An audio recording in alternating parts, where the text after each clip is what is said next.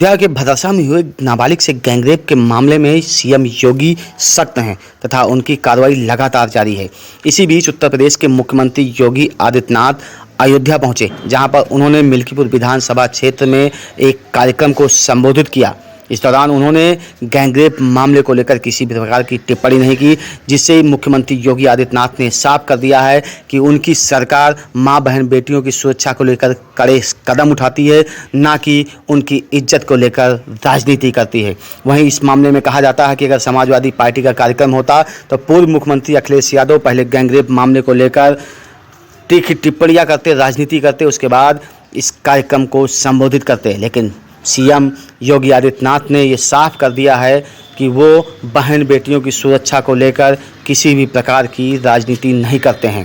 अब सीधे कार्यक्रम में ले चलते हैं, जहां पर उत्तर प्रदेश के मुख्यमंत्री योगी आदित्यनाथ कार्यक्रम को संबोधित करेंगे। का भव्य मंदिर निर्माण करके सभी को सुखी प्रसन्न करेंगे। आज कोई नहीं सोचता था कि अयोध्या में एयरपोर्ट बनेगा, एयरपोर्ट बना। सारे देश से रेलवे के कनेक्शन हुए, सुंदर चारों तरफ मार्ग। ये मार्ग जो इधर रायबरेली जाने वाला था है, इसमें हम लोग आते थे यहाँ तो करीब 1.5 घंटा लगता था। आज महाराज जी की कृपा से इतना सुंदर 4 लेन बन गया है कि अयोध्या से मात्र 20 मिनट में यहाँ उपस्थिति हो जाती है। तो ये महाराज जी की ओर से और माननीय मोदी जी प्रधानमंत्री जी की ओर से कोई कमी नहीं है। प्रजा की सेवा में, राष्ट्र की सेवा में हम लोगों से कुछ कमी रह गई और उस कमी को अगले बार आप सब पूरा करेंगे ना? हाथ उठा करके कहिए जय श्री राम, जय श्री राम, जय श्री राम। महाराज जी का बहुत बहुत आभार, बहुत बहुत अभिनंदन और बहुत बहुत कृतज्ञता कि हमारे पूज्य दोनों आचार्य चरणों का आज मूर्ति का अनावरण और प्रभु राम के दिव्य मंदिर का उद्घाटन किए। अब आपको यहाँ पास में ही हनुमान जी और प्रभु राम का दर्शन भी प्राप्त होता रहेगा। इसी वाणी के साथ महाराज जी के लिए बहुत बहुत कृतज्ञता ज्ञापन करते हुए वाणी को विराम देते।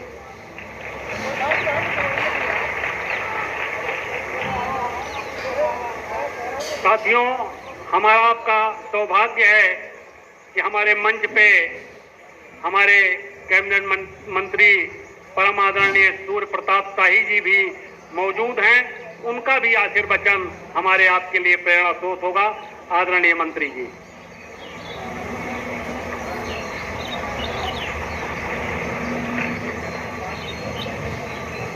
जरा नारा को दोहराएंगे। बोले भारत माता की, भारत माता की जय श्री राम, जय श्री राम। धर्म की, धर्म की, अधर्म का, अधर्म का, प्राणियों में सद्भावना, प्राणियों में विश्व का, विश्व का, भारत माता की। आज के इस पावन अवसर पर गोरखपुर के पीठाधीश्वर, तपी और सन्यासी, उत्तर प्रदेश के यशस्वी मुख्यमंत्री पूज्य योगी आदित्यनाथ जी महाराज, जिनके आमंत्रण पर इस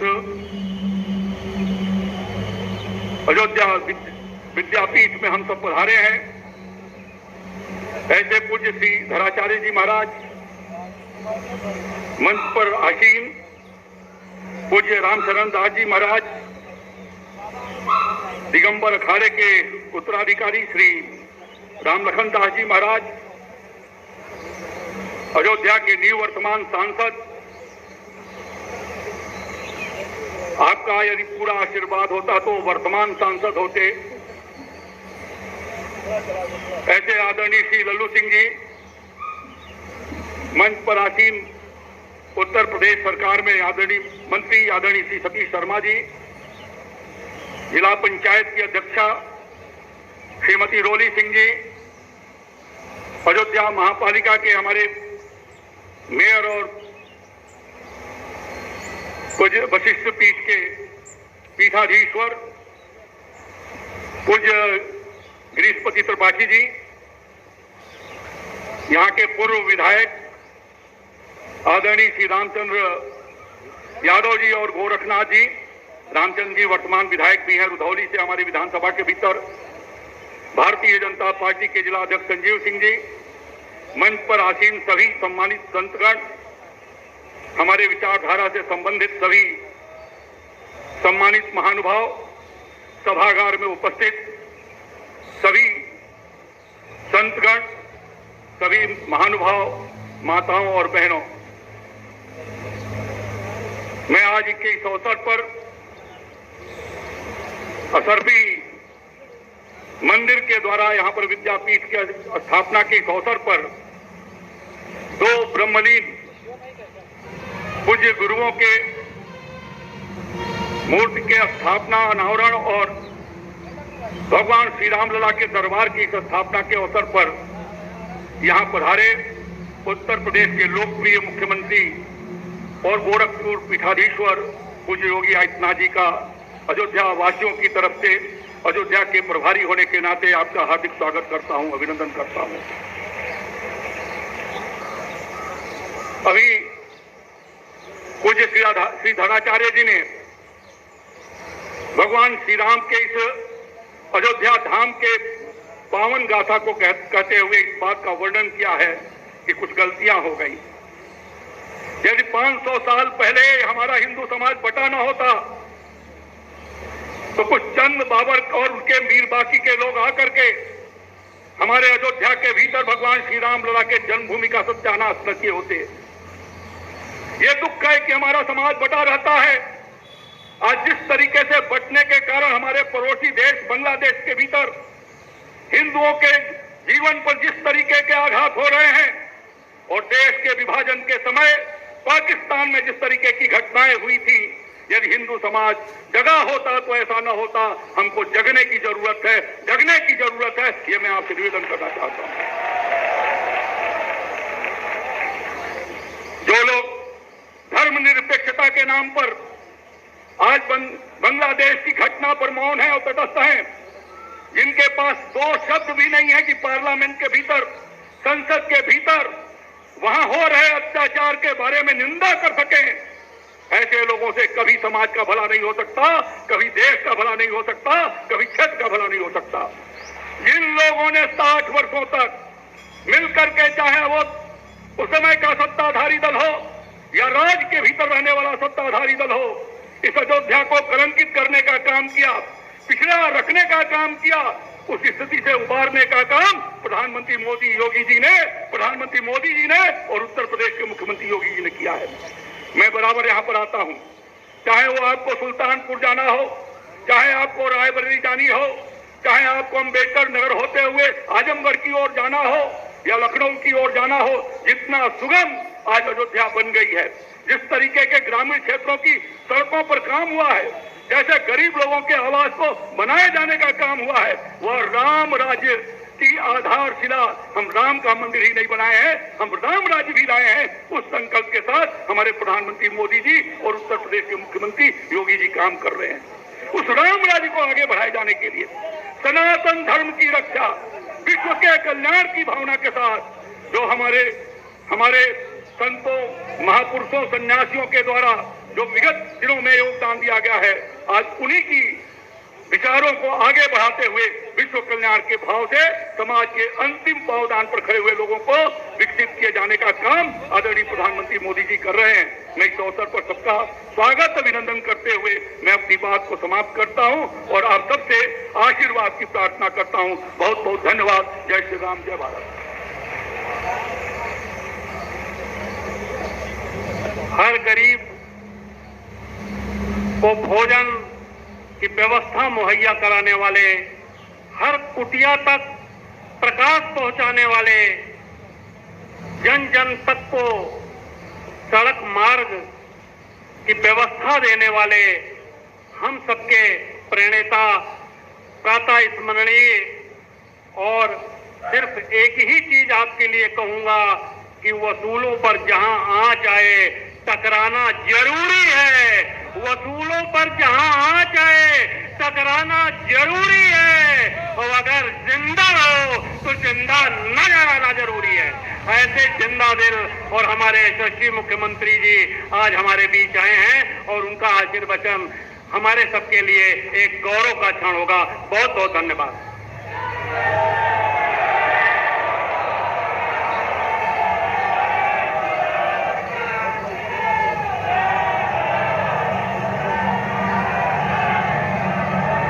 रामाय रामभद्राय रामचंद्राय वेदसे रघुनाथाय नाथाय सीताय पते नमः।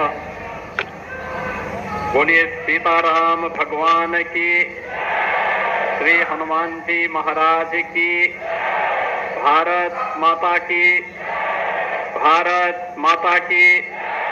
वंदे वंदे वंदे। अयोध्या विद्यापीठ परिसर में श्री राम दरबार और असरफी भवन अयोध्या धाम के पूज्य आचार्यों की दिव्य एवं भव्य प्रतिमा कि आज के इस स्थापना कार्यक्रम में इस संपूर्ण कार्यक्रम के प्रेरक जगत गुरु रामानुजाचार्य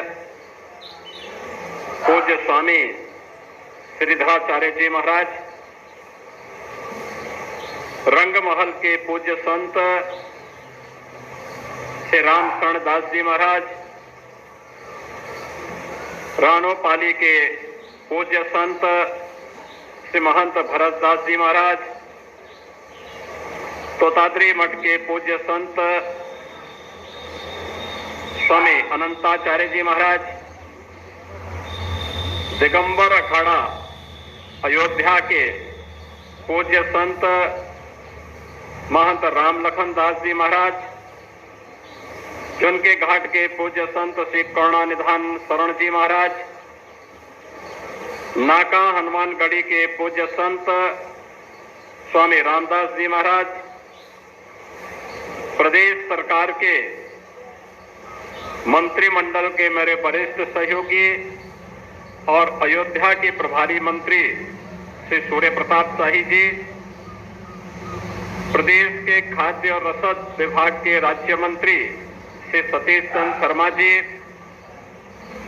अयोध्या के पूर्व सांसद श्री लल्लू सिंह जी, रुधौली से माननीय विधायक श्री रामचंद्र यादव जी, अयोध्या के महापौर महंत गिरीशपति त्रिपाठी जी, जिला पंचायत अध्यक्ष अयोध्या श्रीमती रोली सिंह जी, भारतीय जनता पार्टी के जिला के अध्यक्ष श्री संजीव सिंह जी, पूर्व विधायक श्री गोरखनाथ बाबा जी, अयोध्या विद्यापीठ के सभी प्रबंध समिति के पदाधिकारीगण, श्री असरफी धाम अयोध्या के सभी भक्तगण, आज के समारोह में उपस्थित सभी अभिभावकगण और अयोध्या विद्यापीठ में नर्सिंग, पैरामेडिकल, फार्मेसी आदि की शिक्षा ग्रहण कर रहे सभी उपस्थित विद्यार्थी और छात्र छात्राएं एवं प्यारे बच्चों, आज ये मेरा सौभाग्य है कि अयोध्या धाम की इस पावन धरा पर श्री राम दरबार के यहाँ पर भव्य विग्रहों की स्थापना का कार्य भी यहाँ पर मुझे करने का गौरव प्राप्त हुआ है और साथ ही साथ इस पूरी धरा को जिन्होंने अपने धर्माचरण से पवित्र करके इस पूरे क्षेत्र में 100 वर्ष पहले जिन्होंने श्री राम जन्मभूमि आंदोलन के लिए अपना पूरा जीवन समर्पित करके जन जागरण के एक बड़े कार्यक्रम को अपने हाथों में लिया था, ऐसे पूज्य संतों, पूज्य स्वामी मधुसूदनाचार्य जी महाराज, पूज्य स्वामी जगत गुरु रामानुजाचार्य स्वामी माधवाचार्य जी महाराज की दिव्य प्रतिमाओं के आज यहां पर स्थापना का कार्यक्रम संपन्न हुआ है। प्रभु श्री रामलला, मां जानकी और राम दरबार के श्री चरणों में कोटि कोटि नमन करते हुए, इन पूज्य संतों के भी श्री चरणों में नमन करते हुए, मैं इन पूज्य संतों की साधना को मूर्त रूप देने के लिए, जिन्होंने आज न केवल जगत गुरु के रूप में धर्म जागरण के एक बृहद कार्यक्रम को अपने हाथों में लिया है, बल्कि धर्म जागरण के साथ ही अत्याधुनिक शिक्षा हमारे वर्तमान पीढ़ी को प्राप्त हो, इस कार्य को भी अपने हाथों में लेकर के अभियान के साथ जुड़े हुए हैं। ऐसे पूज्य संत जगत गुरु रामानुजाचार्य, पूज्य स्वामी श्रीधराचार्य जी महाराज का मैं हृदय से अभिनंदन करता हूं। उन्हें हृदय से कोटि कोटि धन्यवाद देते हुए साधुवाद देता हूं। बहनों और भाइयों, जब संतों की साधना मूर्त रूप लेती है तो ऐसे संस्थान हम सबको देखने को मिलते हैं।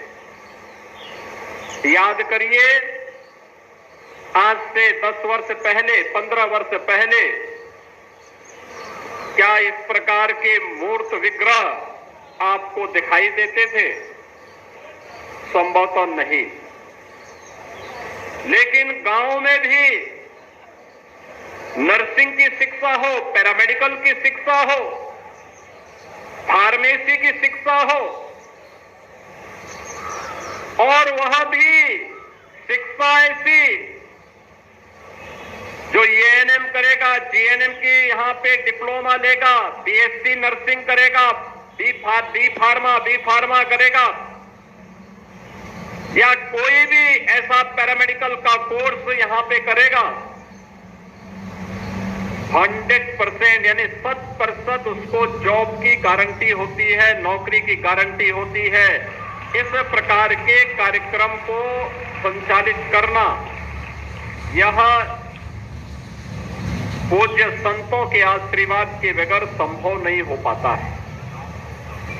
और मैंने इसीलिए कहा, जब गुरु मूर्तियों की और पूज्य संतों का आशीर्वाद और उनकी साधना मूर्त रूप लेती है तो वह लोक कल्याण का माध्यम ऐसे ही बनता है जैसे अयोध्या विद्यापीठ के माध्यम से संचालित पाठ्यक्रम आज यहां पर कर रहे हैं। और आज उसी कार्यक्रम के लिए मेरे कार्यक्रम और जगह थे, लेकिन मैं अभी 2 दिन पहले ही अयोध्या आया था।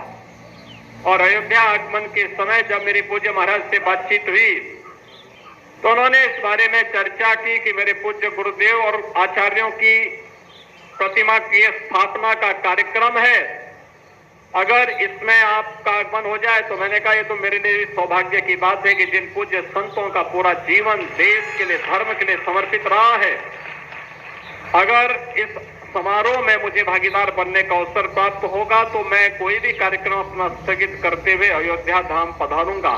और मुझे आज मिल्कीपुर क्षेत्र के इस कार्यक्रम में आने का सौभाग्य प्राप्त हुआ है।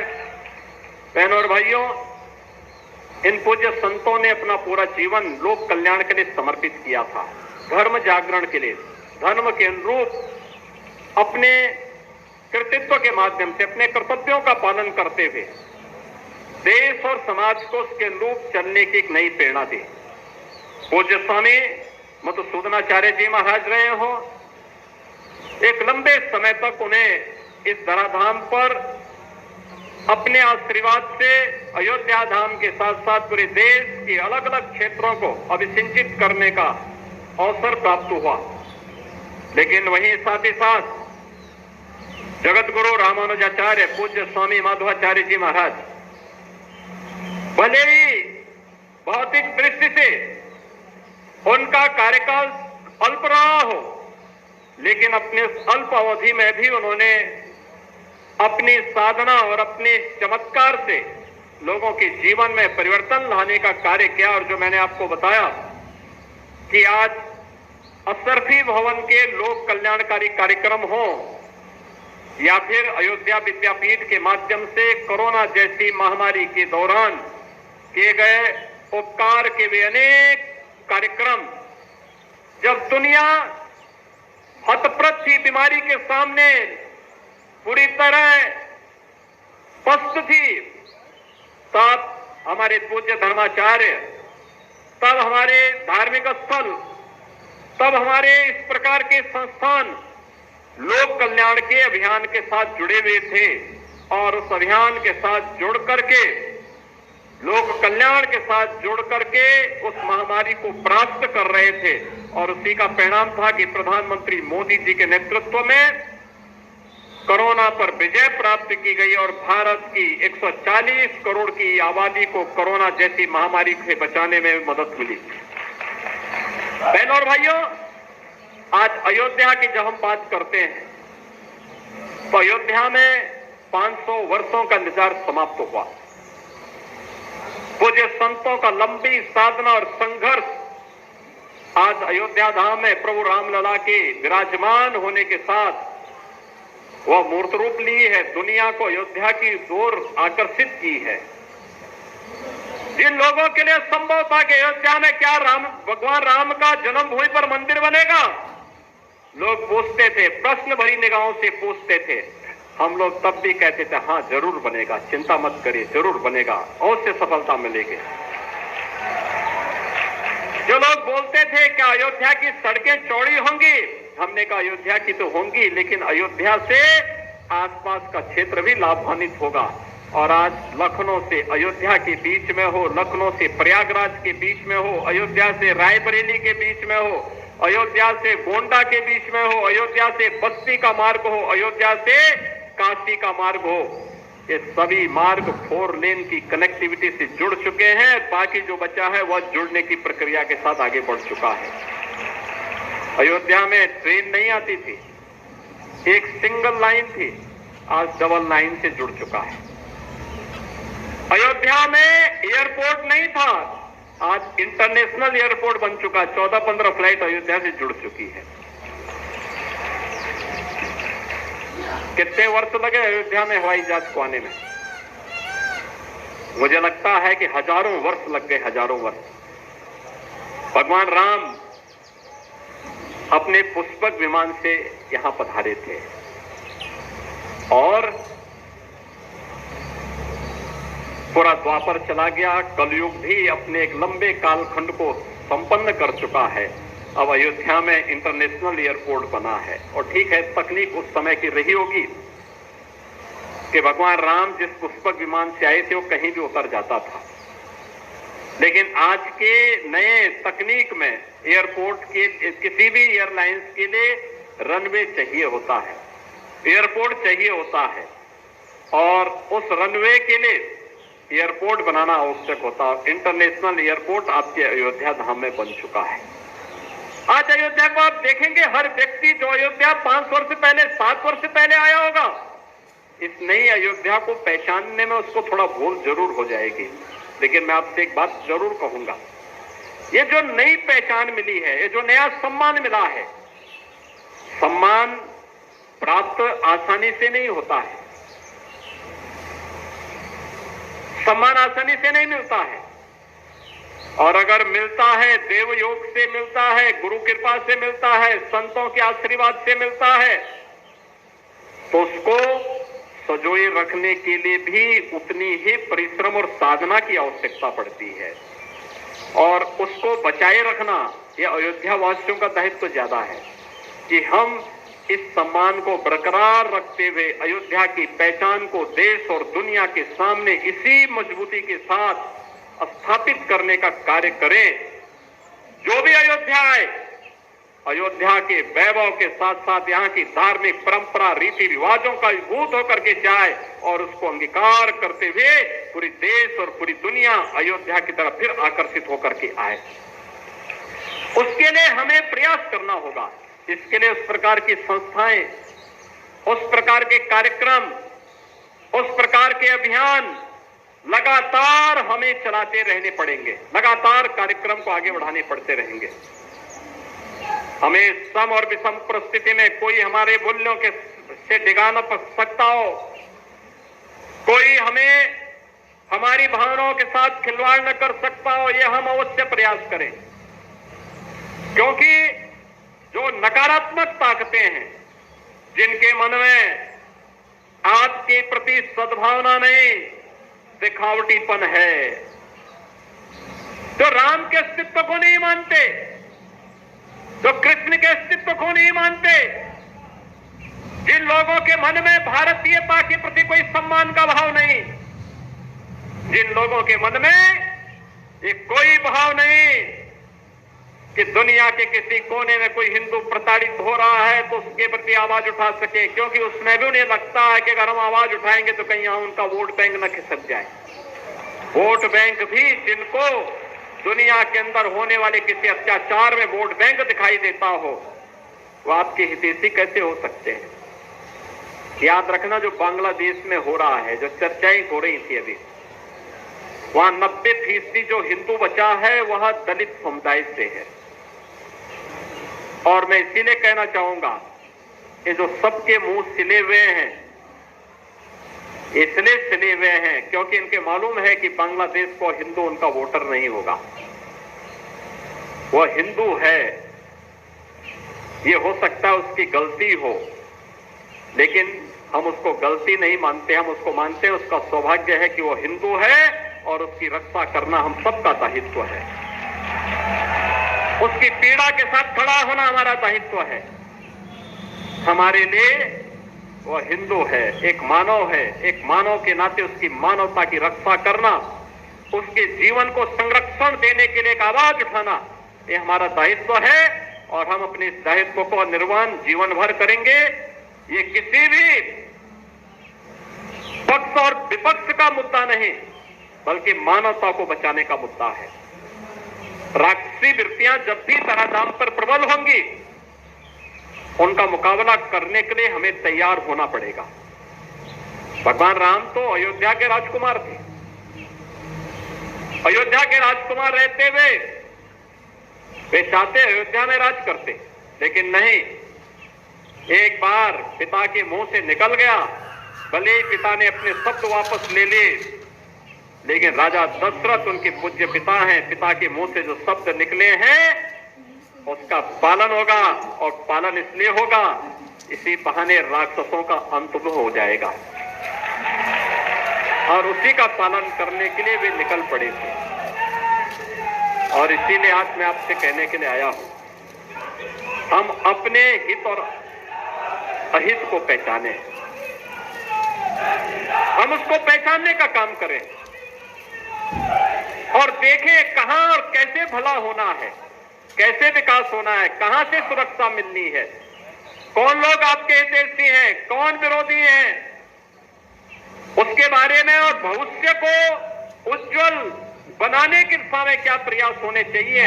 अगर हम लोग समय रहते इसके बारे में विचार नहीं करेंगे, आने वाली पीढ़ियां हमें कोसेंगी, केवल कोसेंगी, उस प्रकार की स्थिति फिर से न होने पाए, यह हम अवश्य ध्यान में रखेंगे। आज के इस अवसर पर जब यहां पर आए हैं, देखिए कल काकोरी ट्रेन एक्शन की शताब्दी महोत्सव के कार्यक्रम प्रारंभ हुए हैं। 9 अगस्त 1925 को क्रांतिकारियों ने भारत माता की आजादी के लिए अंग्रेजों के द्वारा, ब्रिटिश हुकूमत के द्वारा जो खजाना भारत से ब्रिटेन पहुंचाने के लिए ले जाया जा रहा था, उस खजाने को उन्होंने काकोरी में रोक करके उसे अपने कब्जे में ले लिया था। और इसके बाद खजाना तो था मात्र 4,679 रुपया का, लेकिन ब्रिटिश हुकूमत उससे इतनी भयभीत हो गई थी कि उन क्रांतिकारियों को ढूंढने में उन्होंने 10 लाख रुपया खर्च किए और 10 लाख रुपए खर्च करके फिर उसने बिना उनका पक्ष सुने उन्हें सजा दे दी गई थी, जिनमें से पंडित राम प्रसाद बिस्मिल को गोरखपुर जेल में, राजेंद्र नाथ लाड़ी को गोंडा जेल में, ठाकुर रोशन सिंह को और असफाउल्लाह खां को आपके फैजाबाद और इलाहाबाद की नैनी जेल में बंद किया गया था। आज ये अयोध्या जनपद है और इलाहाबाद प्रयागराज जनपद है। चंद्रशेखर आजाद उनके हाथों में नहीं लगे, वे ब्रिटिश हुकूमत का मुकाबला करते करते शहीद हुए। पंडित राम प्रसाद बिस्मिल या जितने क्रांतिकारी थे, ये अपने लिए नहीं जिए थे, इस देश की स्वाधीनता के लिए जिए थे। इनका जीवन देश की स्वाधीनता के लिए था। और उन्होंने कहा था उस समय भी,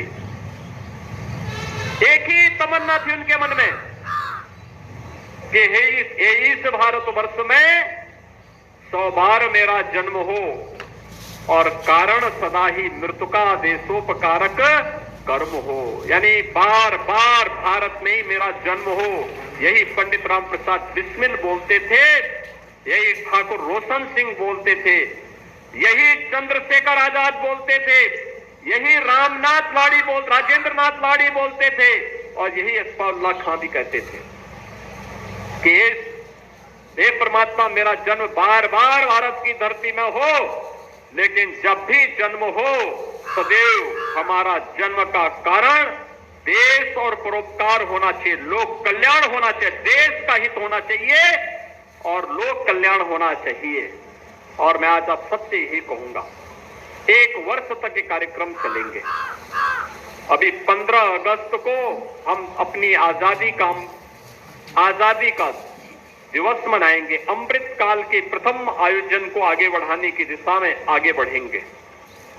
बहनों और भाइयों, प्रधानमंत्री मोदी जी ने देशवासियों का आह्वान किया है, भारत के आन बान शान को हर घर पर लहराएंगे, हर घर पर तिरंगा होना चाहिए। आजादी के अमृत महोत्सव के प्रथम काल में, अमृत काल के इस वर्ष में 13 से 15 अगस्त के बीच हम लोगों का प्रयास होना चाहिए कि अभी 11 से लेकर के 15 के बीच में तिरंगा यात्राएं निकलनी चाहिए, तिरंगा कार्यक्रम बनने चाहिए, तिरंगा पर गोष्ठियां होनी चाहिए, तिरंगा को लेकर के लेखन प्रतियोगिता होनी चाहिए, तिरंगा को लेकर के डिबेट होनी चाहिए और तिरंगा यात्रा के माध्यम से हर घर में तिरंगा फहराने का कार्य होना चाहिए और इसके माध्यम से संकल्प होना चाहिए कि मेरे लिए मेरा देश महत्वपूर्ण है, राष्ट्र सर्वोपरि है। नेशन फर्स्ट की इस थ्योरी के साथ हम सबको जुड़ना होगा और तभी हम सबका कल्याण होगा। अयोध्या विद्यापीठ के छात्रों से भी, यहाँ की छात्राओं से भी मैं कहूंगा कि तिरंगा ला करके हर एक विद्यार्थी एक दिन अगल बगल के गांव में तिरंगा यात्रा के साथ निकल करके भारत माता की जय, वंदे मातरम का नारा लगाते हुए निकल करके हर व्यक्ति को बोलें कि भाई ये भारत की आजादी का प्रतीक है, आजादी के इस प्रतीक को अपने घर में लगा करके सम्मान दीजिए और तभी हमारी आजादी सुरक्षित होगी और आजादी सुरक्षित होगी तो हम भी सुरक्षित होंगे, हमारा भविष्य भी सुरक्षित होगा। और यही आज के दिन पर हम इस कार्यक्रम को अगर आगे लेकर के चलेंगे तो अवश्य क्रांतिकारियों का, भारत के उन महान शहीदों का सपना साकार होगा जिन्होंने भारत के लिए अपना पूरा जीवन समर्पित किया था, अपना बलिदान दिया था। आज के इस अवसर पर एक बार फिर से यहाँ पर अयोध्या विद्यापीठ परिसर में श्री राम दरबार का भव्य विग्रहों की स्थापना हुई है।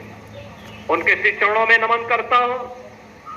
मैं यहाँ पर पूज्य स्वामी मधुसूदनाचार्य जी महाराज, पूज्य स्वामी रामानुजाचार्य, पूज्य स्वामी माधवाचार्य जी महाराज की भव्य और दिव्य प्रतिमाओं की स्थापना का कार्यक्रम संपन्न हुआ है। इन पूज्य संतों की श्री चरणों में मैं कोटि कोटि नमन करता हूं और इन सभी पूज्य संतों की साधना को मूर्त रूप देने वाले जगत गुरु रामानुजाचार्य पूज्य स्वामी श्रीधराचार्य जी महाराज का हृदय से अभिनंदन करते हुए उन्हें हृदय से साधुवाद देता हूं कि उन्होंने अपनी गुरु परंपरा को ये सम्मान दिलाया है। यह कार्यक्रम और ये कर्म साधना निरंतर आगे बढ़ती रहनी चाहिए। इसके लिए हम लोगों का पूरा सहयोग उनके साथ में होगा। आप सबके प्रति मेरी शुभकामनाएं। धन्यवाद। जय हिंद। अयोध्या पहुंचे उत्तर प्रदेश के मुख्यमंत्री योगी आदित्यनाथ का संबोधन सभी ने सुना। पूरे संबोधन में कहीं भी मुख्यमंत्री योगी आदित्यनाथ ने अयोध्या में हुए गैंगरेप मामले को लेकर चर्चा नहीं की, जिससे मुख्यमंत्री योगी आदित्यनाथ ने स्पष्ट कर दिया है कि मां बहन बेटियों को लेकर भाजपा किसी भी प्रकार की राजनीति नहीं करती है। वहीं लोगों का मानना है कि अगर इसी स्थान पर समाजवादी पार्टी का कार्यक्रम होता और उत्तर प्रदेश के पूर्व मुख्यमंत्री व समाजवादी पार्टी के राष्ट्रीय अध्यक्ष अखिलेश यादव पहुंचते तो कार्यक्रम की बात बाद में करते, पहले अयोध्या में हुए गैंग रेप मामले को लेकर राजनीति तेज करते, तरह तरह की बातों से लोगों को गुमराहने का प्रयास करते। लेकिन भाजपा के उत्तर प्रदेश के मुख्यमंत्री योगी आदित्यनाथ ने कार्यक्रम में पहुंचकर सिर्फ कार्यक्रम की बात की। अयोध्या में हुए गैंगरेप मामले पर किसी भी प्रकार की चर्चा टिप्पणी ना करते हुए मुख्यमंत्री योगी आदित्यनाथ ने साफ कर दिया है कि वो मां बहन बेटियों की सुरक्षा व उनकी इज्जत को लेकर किसी भी प्रकार की भाजपा गंदी राजनीति नहीं करती है। कार्यक्रम में पहुंचे मुख्यमंत्री योगी आदित्यनाथ ने सिर्फ कार्यक्रम के बारे में जानकारी दी, भाजपा की नीतियों रीतियों को बताया। अन्य नेताओं ने भी कार्यक्रम में भाजपा की नीतियों रीतियों और विकास की चर्चा की। वहीं तमाम लोगों का मानना है कि समाजवादी पार्टी की सरकार जब थी तब ऐसे तमाम मामले हुआ करते थे। हमेशा समाजवादी पार्टी के नेता केवल ओछी राजनीति ही करते हैं। अयोध्या गैंगरेप मामले को लेकर मुख्यमंत्री योगी आदित्यनाथ सख्त हैं तथा इस मामले के मुख्य आरोपी समाजवादी पार्टी के नेता मोहित खान व उसके नौकर राजू को पुलिस ने गिरफ्तार करके जेल भेज दिया है। योगी के बुलडोजर ने मोहित की बेकरी को भी जमींदोज कर दिया है तथा उनके अन्य ठिकानों पर भी बुलडोजर चलने को बेताब है। अयोध्या पहुंचे उत्तर प्रदेश के मुख्यमंत्री योगी आदित्यनाथ ने कार्यक्रम को संबोधित करते हुए अयोध्या गैंगरेप मामले को लेकर किसी भी प्रकार की टिप्पणी उन्होंने नहीं की, जिससे उन्होंने साबित कर दिया है कि मां बहन बेटियों की सुरक्षा को लेकर वो ओछी राजनीति नहीं करते हैं। भाजपा हमेशा बहन बेटियों की सुरक्षा के लिए कड़े मैसेज डालती है तथा कड़े कानून बनाती है। लोगों का कहना है कि इसी स्थान पर अगर समाजवादी पार्टी का कार्यक्रम होता और समाजवादी नेता या उत्तर प्रदेश के पूर्व मुख्यमंत्री अखिलेश यादव कार्यक्रम में पहुंचते तो कार्यक्रम की बात बाद में करते, पहले वो अयोध्या गैंगरेप मामले को लेकर इस कार्यक्रम में राजनीति करते। लेकिन मुख्यमंत्री योगी आदित्यनाथ ने साफ कर दिया है कि उनकी सरकार किसी भी प्रकार से मां बहन बेटियों की सुरक्षा को लेकर राजनीति नहीं करती है।